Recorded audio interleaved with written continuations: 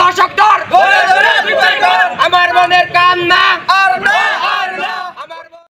বাগেরহাট সদরের সিএনবি বাজারের ধর্ষণ বিরোধী মানববন্ধন ও বিক্ষোভ মিছিল।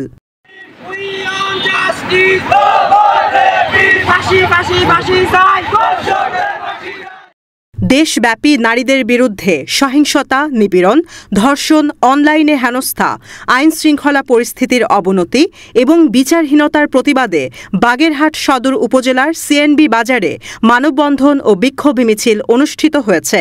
এতে অংশ নেন সাধারণ শিক্ষার্থী, স্থানীয় জনতা এবং বিভিন্ন রাজনৈতিক সংগঠনের নেতাকর্মীরা। কিভাবে নির্যাতন, পাশবিক নির্যাতন করে, ধর্ষণ করে তাকে হত্যা করা হয়েছে, কিন্তু আমরা দেখেছি যে আমার বোন মারা গেল, কিন্তু দর্শক এখনো জীবিত রয়েছে।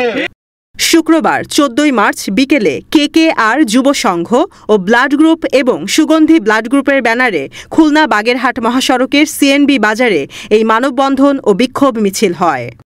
বিক্ষোভে শিক্ষার্থীরা বিভিন্ন স্লোগান দেন। রুখতে হবে ধর্ষণ, শুরু হোক গর্জন। আমার মনের কান্না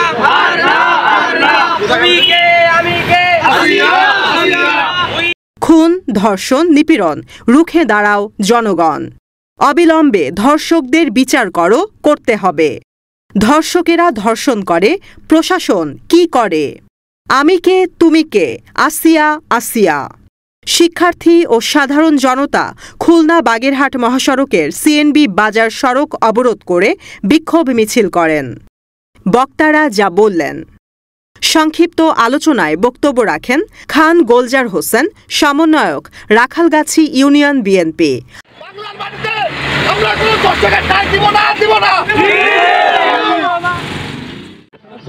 আমাদের বোন আসিয়া চিরবিদায় নিছে ধর্ষণের কারণে। আমরা চাই সরকার এবং প্রশাসনের কাছে একটা দাবি, আসিয়ার মতো নিষ্পাপ প্রাণ আর যেন ধরে না যায়। হাওলাদার কামরুল ইসলাম রোমান, সাবেক সভাপতি, রাখালগাছি ইউনিয়ন যুবদল ও সাবেক ইউপি সদস্য। শেখ কামরুল ইসলাম ডাবলু, বিএনপি নেতা। শেখ সেলিম, বিএনপি নেতা। শেখ সাইফুল ইসলাম, প্রতিষ্ঠাতা পরিচালক, KKR যুব সংঘ ও ব্লাড ব্যাংক। শাকিব খান, সভাপতি, ব্লাড ব্যাংক। খান মুসা, সাধারণ সম্পাদক, ব্লাড ব্যাংক। রবিউল আওয়াল আলামিন, প্রতিষ্ঠাতা, সুগন্ধি ব্লাড গ্রুপ। শেখ আরাফাত, সাধারণ সম্পাদক, সুগন্ধি ব্লাড গ্রুপ। বক্তারা বলেন, নারী ও শিশু ধর্ষণে অভিযুক্তদের শুধু গ্রেফতার করলেই হবে না, বিশেষ ট্রাইব্যুনালের মাধ্যমে দ্রুত বিচার নিশ্চিত করতে হবে। ধর্ষকদের দৃষ্টান্তমূলক সর্বোচ্চ শাস্তি, মৃত্যুদণ্ডের ব্যবস্থা করতে হবে, যাতে ছোট্ট শিশু আসিয়ার মতো আর কোনো শিশুর প্রাণ অকালে না ঝরে।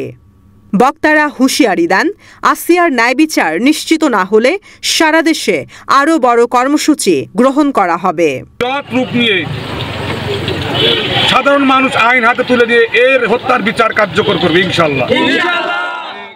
তরিকুল মোল্লা, বাগেরহাট, কুমিল্লা ক্রাইম বার্তা।